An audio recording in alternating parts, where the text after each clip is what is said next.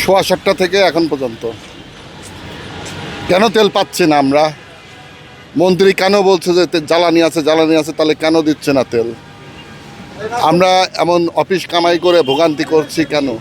কার জন্য ভোট দিছে বিএনপিকে? কি কারণে? আমাদের কি অপরাধ?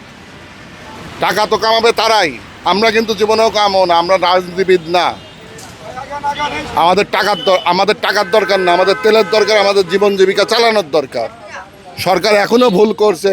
যদি এই তেল ঠিক মতন না দেয়, সরকারের বিশাল ভুল হবে। এটা সরকার 200 টাকা করে দিক তেলের দাম, তেল মজুত করা বন্ধ হয়ে দিক, আমরা তেল নিই। কিন্তু আমরা এই যে 5-7 ঘন্টা লাইনে থেকে যে তেল পাবো 500 টাকা, তার কোনো নিশ্চয়তা নাই। তাহলে কি আমাদের জীবনের কোনো দাম নাই?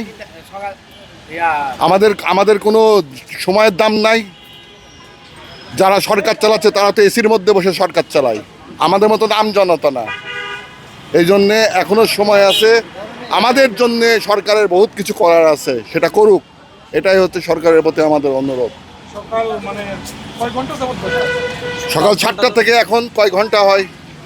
এখন বাজে 2:30টা। এখান থেকে কক্সবাজার চলে যাওয়া যায় আমরা যে সময় পর্যন্ত দাঁড়ায় আছি, মাত্র 500 টাকা তেলের কারণে। এক এক পাম্প এক এক রকম কথা বলে, এক এক পাম্প এক এক রকম কথা বলে। কালকে আপনার ঢাকার বুকে সব পাম্প বন্ধ, 3 ঘন্টা 4 ঘন্টা লাইনে থেকেও তেল পাইনি। তো এইগুলো তো ভোগান্তি না? আমাদের অবশ্যই ভোগান্তি। তো এই ভোগান্তির থেকে আমাদের পরিত্রাণ করেন। আপনারা সাংবাদিক বন্ধু মানুষ, আপনারা দেশের কলকাঠি নাড়েন, আপনারা আমাদের সাহায্য করেন। আপনাদের কাছে জোরাত করছে, আপনারা আমাদের সাহায্য করেন। এই তেলের ভোগান্তি থেকে আমাদের বাঁচান। তেল নাই, বাস তেল নাই। কিন্তু তেল থাকতে তেল পাবো না, এটা হয় না। এই জন্য ভোট দিই নাই। সব কিছুর দাম বাড়ান, সব কিছু দাম বাড়বে, কোনো ব্যাপার না। কিন্তু আপনাদের একটা সমঝোতা করতে হবে সব কিছুতে, ঠিক আছে? এইটাই আমার বলার উদ্দেশ্য। সরকারের প্রতি উদ্দেশ্য, সরকার দেশ চালাক। এই সনদ সনদ সনদ সনদ সনদ দেব না, সনদ করব, সনদ দেব না, সনদ নেব, এইসব বাদ দিয়ে 6টা মাস 2 দল এক হয়ে সুন্দরভাবে দেশটা চালাক। আগে এই দেশটাকে তৈরি করুক, তারপরে সনদ হবে, সব হবে। যদি 71-এর মুক্তিযোদ্ধা এখন পর্যন্ত ভাতা পায়, এই সনদটাও ভাতা পাবে। সেই জন্য একটা পরিকল্পনা দরকার।